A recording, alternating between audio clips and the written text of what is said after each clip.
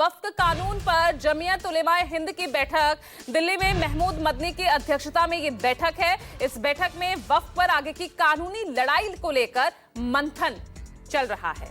तो महमूद मदनी की अध्यक्षता में ये बैठक दिल्ली में जमीयत उलेमाए हिंद की ये बैठक वक्फ कानून को लेकर बुलाई गई है। प्रशांत देव जुड़ गए ज्यादा जानकारी के साथ। प्रशांत, क्या कुछ जानकारी मिल रही है इस बैठक को लेकर? किस तरह से कानूनी लड़ाई को आगे बढ़ाया जाए, ये मुख्य चर्चा चल रही है। देखिए, आपको पता है कि सुप्रीम कोर्ट में मुकदमा दायर कर दिया गया है और अब जो है इसको पब्लिक में बताने की कोशिश की जाएगी और 3 बजे जमीयत की तरफ से एक प्रेस कॉन्फ्रेंस भी की जाएगी।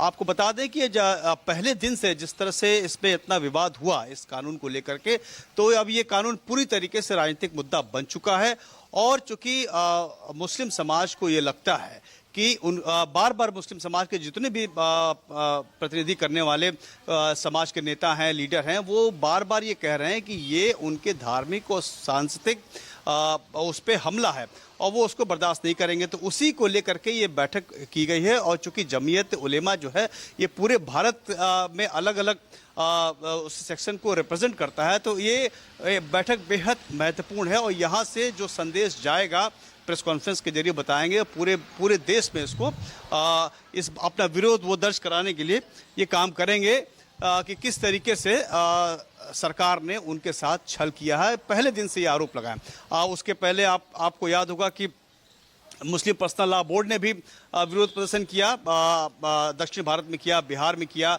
और अब जो है ये बड़े पैमाने पर विरोध प्रदर्शन जताया जाएगा। उसको लेकर के अहम बैठक की जा रही है। जितनी भी कानूनी लड़ाई अलग लड़ी जाएगी और सड़कों पे भी ये उतरेंगे, प्रदर्शन करेंगे, अपना विरोध जताएंगे और ये पैन इंडिया होगा।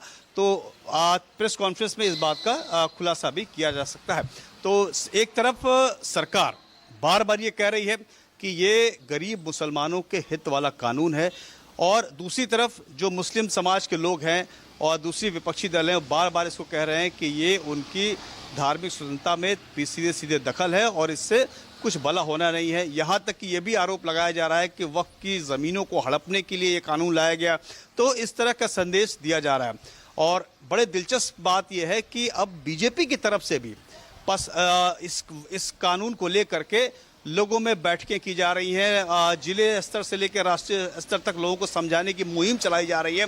तो ये पूरी तरीके से अब इस बिल के जरिए हर सेक्शन, हर पार्टी ये अपने तरफ उस 80% जो मुसलमान है, जिसे पसमानदा मुसलमान कहा जाता है, जो गरीब मुसलमान है, उसको बताने अपनी तरफ खींचने की कोशिश कर रहा है। विपक्ष को लगता है कि ये हमसे छिटक ना जाए और बीजेपी को लगता है कि इस बिल के जरिए इससे कुछ हिस्सा तो हमको मिल जाए तो हमारा काम बन जाए। चलिए, तो अब इस बैठक का कितना असर होगा ये देखना होगा। तो यहाँ पर किस तरह से पब्लिक के बीच इस मुद्दे को रखा जाएगा उसको लेकर भी ये बैठक बेहद अहम मानी जा रही है।